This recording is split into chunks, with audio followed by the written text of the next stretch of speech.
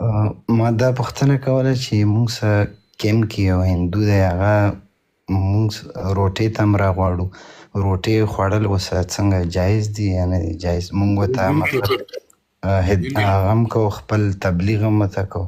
بس صرف دا پوښتنه مې الله تاسو له ډېرو خیر وکړو. مننه قدرمن سي.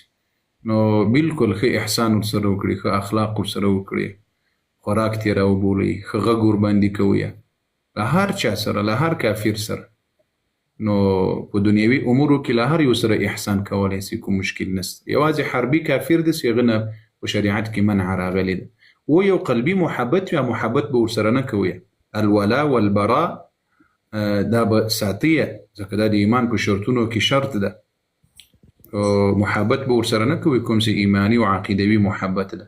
نور په دنیوي امورو کې احسان ورسره کولی سي، کوم حرج او مشکل نشته. ښه اخلاق ورسره کوئ. دغه هلته یو بل مشکل ما ته بیخته خو لکه هلکان وایي چې دلته یو دانه شیعه دی، خو اوسه پورې جهرن ترې ما نه دي اورېدلي. نو کوم زه بیا ډېر سخت په دې دغه کې یم که نه، که ما نه چېرته دا سړی قتل شي زه خو دغه نه لرم. جایز نه ده، درته ناروا ده. چاته به ضرر نه رسوي او چاته چې امر تاسو ته نه راوخه، دا جایز عمل نه ده. دا فکر کول لا ګناه لري. هدایت ځان سره ورته جوړ کړی، دعوت ورته وکړي، نصیحت ورته وکړي، ښه ملګرتیا د الله دین او قرآن ترې راوبولئ. اما د یو چا د مرګ اراده کول دا لا ناروا ده. د یو چا د اسلام د دې سخت ممانعت کوي، دا جایز نه. موږ له دوی سره علمي اختلاف د خیر اراده ورته کوو، اما دا اراده لا جایز نه ده چې یو څوک یو چاته د قتل اراده وکړي. صحیح ده؟ اراده لا جایز نه ده، نو هغه عمل خو بیا بیخي جایز نه ده. دا اوس په افغانستان او پاکستان کې هندوان ژوند کوي، سیکان، مرګ ناروا ده، ناروا ده او حرام ده. چې هغه په صراحت سره مشرکین دي او په ښکاره مشرکین دي. خیر ورته وکړي د خلکو تعالی مملسه. دا بل ملګری څوک د مهرباني وکړي؟ بلال افریدی، مهرباني مایک په خلاص کړي. السلام علیکم. وعلیکم السلام. کاری صاحب زه یوه پوښتنه کول غواړم. زه دلته دوبۍ کې ژوند کوم.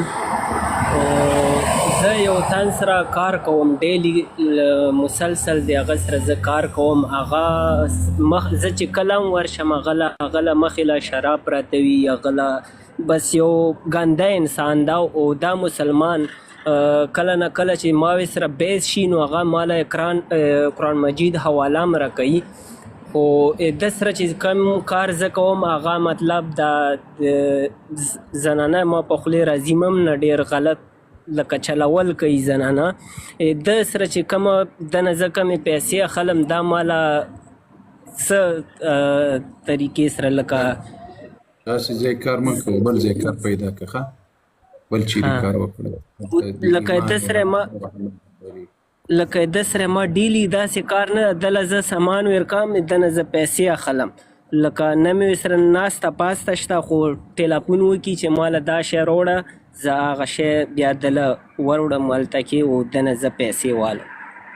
شراب وروړې بیا پیسې درکړي نه؟ نه شراب نه. لکه زه فرنیچرو کار کوم، واشنګ مشین وروړل شوه، بیډ، سلاجه، هغه د کمرې په رینټ ورکوي. خپل کار دې ورسره کولی شي، کوم مشکل دې نشته. خپل کار دې کولی شي، کوم مشکل دې نشته ورسره.